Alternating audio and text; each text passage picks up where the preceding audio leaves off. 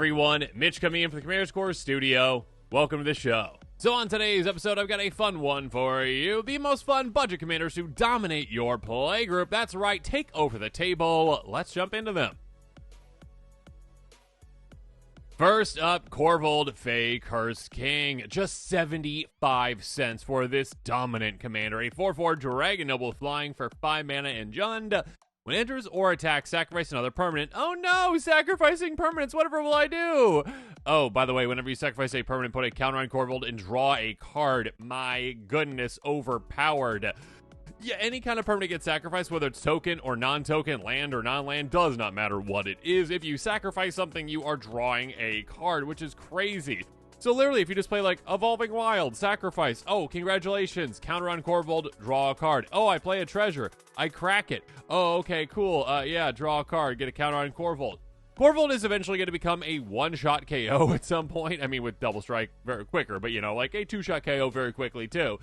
But then all of a sudden, yeah, it's your win condition. It can be, but it doesn't have to be because the amount of just value you are getting, the amount of churn that you're getting in your deck is just insane. Again, casting cards like Harrow, just all of a sudden just now cantrip. You got so many ways to draw so many cards. Again, you play like a Brass is Bound and you're like, yeah, let's make like 8 lands. Cool, all right. Oh, by the way, now I get to draw 8 cards, get 8 counters on this, and yeah, get 8 mana out of that.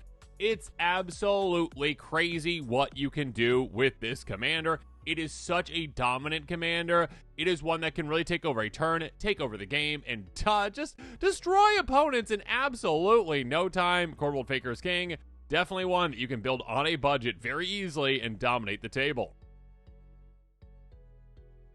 Speaking of table domination, yeah, definitely on a budget. Judith, Carnage, Connoisseur, 37 cents for this commander. 3/4 Human Shaman for 5 mana and Rakdos. Whenever you cast an instant or source spell, choose one. I'll give you a hint. You're choosing the first one basically all the time. That spell gains Death Touch and Lifelink. Yeah, gross. Create a 2/2 red imp creature token with when it dies, deals 2 damage to each opponent. Yes, that's also a good effect, obviously. That is also an effect that can help you win eventually. But to actually just control the table and dominate, yeah, you just do that first one. Because that first one's like, oh, okay, cool. I cast this little red spell that costs 1 mana. And it says, hey, deal 1 damage to each creature opponent's control. There's a lot of those cards. There's a lot of those cards out there. And all of a sudden, it's like, oh, yeah, a one-sided board wipe for 1 mana. Again, giving it Death Touch makes so just one little hit of damage just takes those creatures out, right? So all of a sudden, it's like, okay, yeah, there's like, what, 20 creatures on the board that aren't mine? Cool, all right, 1 mana, take all those creatures out. Basically a Blasphemous Act. But, oh, by the way, I also gained life based off of how many creatures it hit. Absolutely crazy. You're paying like 1 mana, destroy 20 creatures, gain 20 life. Yeah, I mean, that's absolutely insane. And by the way, again, that's an incredibly budget-friendly card that you just utilize. And there's a lot of other ones out there that do basically the exact same thing. Some that even hit your opponents in the face too, just, you know, to add insult to injury on top of that. So yeah, this is a commander that can dominate the board, really control it, make it so opponents literally can't play anything. And of course, you can really take advantage of all of that life gain as well. There's plenty of ways to take advantage of gaining that life, draining your opponents from it as well. Such a dominant, budget-friendly commander. Moving on. Mistform Ultimus, you are not. Orvar the Old Form. Yeah, Orvar is like, you take Mistform Ultimus and you're like, oh, let's actually, like, you know, like, pump it up to Omega level. A 3/3 Shapeshifter with Changeling for 4 mana. Yeah, that literally is just what Mistform Ultimus was. Anyways, whenever you cast an instant or source spell, if it targets one or more other permanents you control, create a token's copy of one of those permanents, and then you can basically ignore that other part because it's like, hey, if this is in your hand, you discard it. Yeah, it's your commander. It's never going to be in your hand, basically, okay? Anyways, if you cast an instant or sorcery spell targeting one or more of your permanents you control, you make a copy. That is crazy. That is absolutely insane because when it comes to like making copies of, say, creatures typically, that would cost you like 3 mana usually for the most part, basically, for spells that are like, okay, clone something.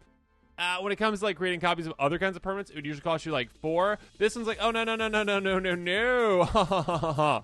It costs you 1 mana for the most part for most of those like targeted spells. Oh, and by the way, you might even cantrip at the same time. You might even draw a card at the same time. And this allows you to copy any kind of a permanent. I mean, Cloud Post shenanigans, anyone? Getting cards out there like, hey, yeah, you know what? You get extra copies of them. You do extra crazy things. Extra lands in play. Yeah, you can do absolutely crazy things with this one. Dominate the board in absolutely no time. Take advantage of ETBs, LTBs, all of the above. Orvar, the all-form, misform Ultimus, essentially at the ultimate form. You dominate the table, this budget-friendly commander. This one I will put a caveat on. Hey, Jhoira, Weatherlight Captain, just a disclaimer to everyone out there. I've done an episode or two on the one deck I won't play anymore, because this deck is, it's not exactly casual friendly all the time, depending on the playgroup. It depends on the playgroup, I will say that, okay? Jhoira, Weatherlight Captain, is a 3/3 human artificer for 4 mana in Is It. Whenever you cast a Historic spell, draw a card. And that means artifacts, legendaries, and sagas of Historic. I will give you 3 seconds to determine which of those 3 things is the most broken. Okay. Yep. If you came up with artifacts, it's artifacts. I don't know if that was 3 seconds or not, sorry. Anyways, artifacts are broken with Jhoira. Artifacts are probably the most broken thing in Magic, typically, because it's like, okay, they are generic mana, and if you can utilize cards that can reduce their generic mana costs down to nothing, you can play cards for free, and then you're like, oh yeah, okay, play that for free, draw a card, play it for free, draw a card, play it for free, draw a card. Oh, cast this one singular spell that costs like a single mana to bounce all my artifacts back to my hand, and then play for free, draw a card, play for free, draw a card.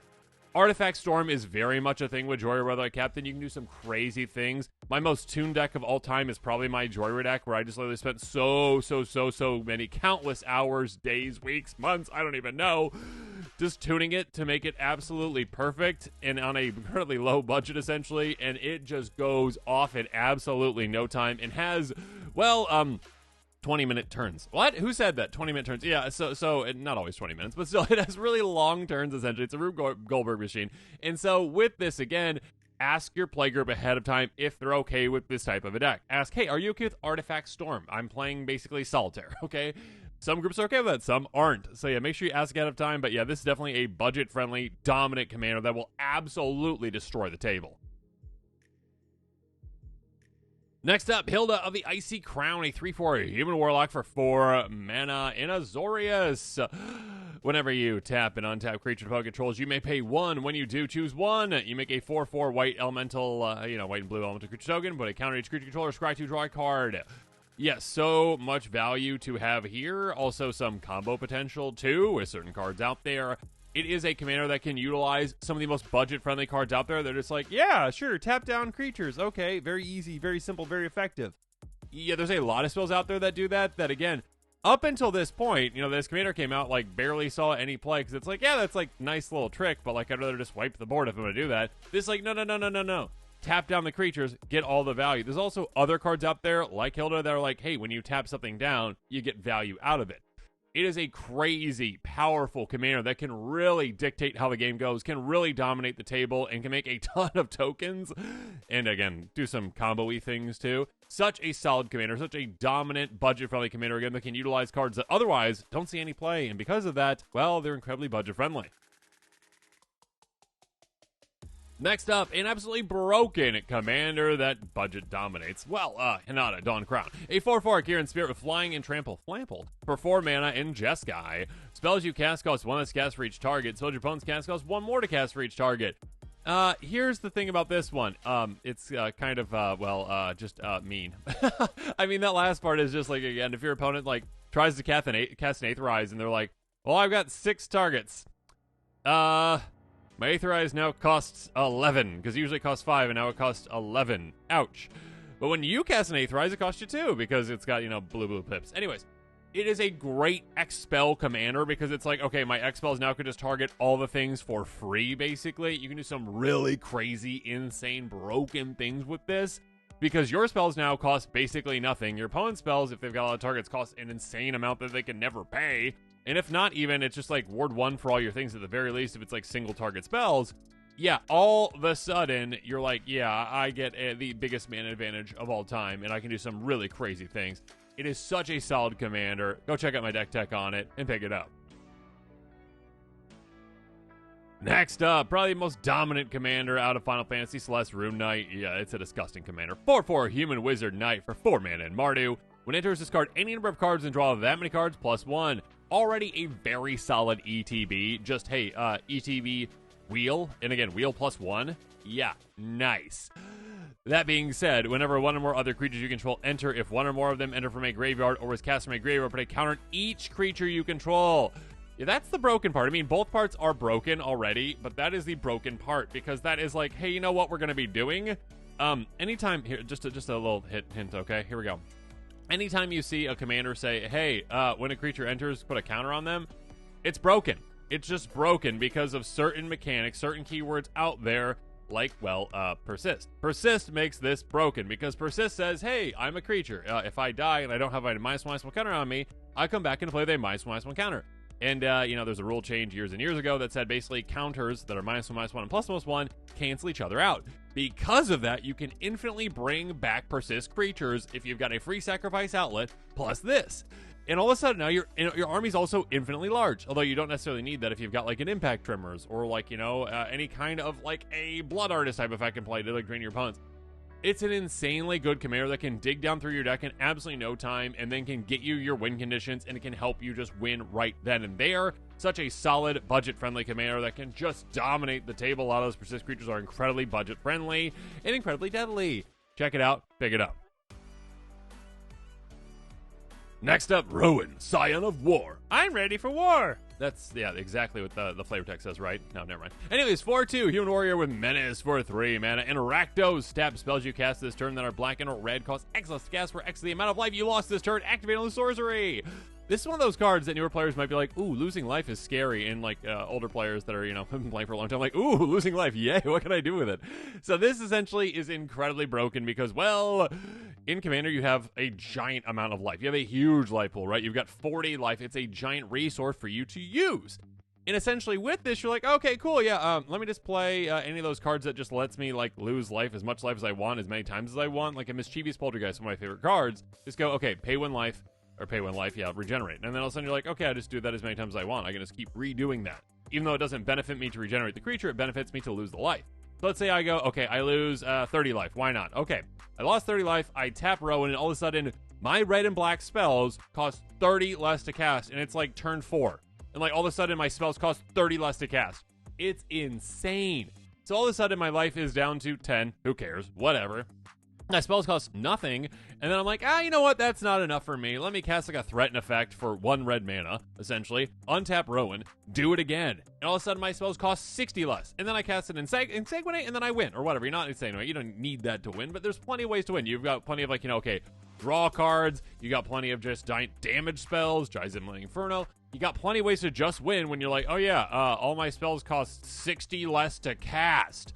Yeah, you're gonna find ways to win with that, so have fun. Incredibly budget-friendly, incredibly powerful, so good. Check out Rowan, Scion of War. Next up, Kudo, King Among Bears, a 2/2 bear for 2 mana in Selesnya. Other creatures have base power and toughness 2/2 and are bears of other types. When this one was released, when the spoiler happened for this one, at first I was like, oh, that's neat. Yeah, I mean, like, yeah, cool. Like, that helps, whatever. You got, like, tiny creatures, it makes them slightly larger, and they're bears. Cool, why not? And then you read it again, you're like, wait, other creatures. Not other creatures you control, other creatures. Yeah, that affects your opponent's creatures as well. This is brutal. This is absolutely disgusting. This is saying, hey, I'm a bear, you're a bear, everyone's a bear. Everything is a 2/2. Your opponent's creatures are now all of a sudden 2/2s. Your opponents who have those giant Eldrazi, you're like, my deck is all Eldrazi. They're massive, they're huge, they're 11/11s, rawr! And you're like, now they're 2/2 Eldrazi bears. You're like, what? Yeah, 2/2 Eldrazi bears. Oh, by the way, you know how the scales were like even because I even things out with Kudo? Yeah, they're not even anymore because I played Anthem, and then all these +1 counter effects on my team, and all of a sudden, my bears are now like 10/10s, yours are still 2/2s. Good luck. Yeah, you are basically tilting the scales in your favor with this kind of a commander. It's incredibly friendly, incredibly budget friendly because you can do so many crazy things with it. It's just like, okay, everything's a 2/2, and then I make a ton of like token creatures that are like 0/1s or 1/1s or whatever. Now they're all 2/2s, and then I have a bunch of cheap anthems in play, and all of a sudden, my team dominates the board. There's also like disgusting things you can do. Like I'm not a budget like Elish Norn and be like, oh, your creatures are just gone. Ha ha ha. Yeah, not budget friendly, but powerful. And finally, Bart's Clouser. Okay, now I'm just showing this version because it's the cheaper version at $1.53, but easier to read is Winota Join Your Forces. Same card. 4/4 Human Warrior for 4 mana in Boros. Whenever a non-human creature you control attacks with the top 6 cards of your library, you may put a human creature card from among them on the battlefield tapped and attacking against indestructible on turn. The rest of the cards are by your library random order. Yeah, this is an incredibly powerful, insanely powerful commander, and one that can be built on such a low budget, because here's the thing. The pool of cards that are both non-human and human is all the creature cards, basically, right?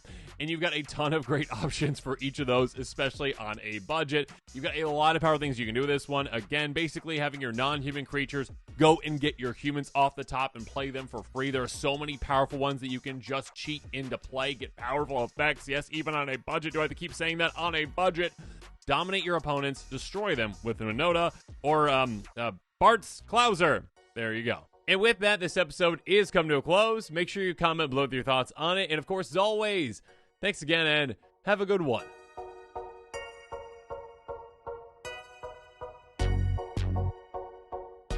This show and episodes like this one are possible thanks to viewers like you. If you're looking for an easy way to help support this show, make sure that you like, share, and subscribe. Also, hit that bell notification icon so you don't miss any new episodes. You can also go check out our playmats and other merchandise at thecommandersquarters.com. Another easy way to support this show is with our TCG Player affiliate links. So whether you're buying a deck or individual cards, you can use this general link right here or one in the description. And the final way that you can support this show is by supporting us directly by becoming a patron. There are many benefits to being a patron, and I truly couldn't do this without all of their support.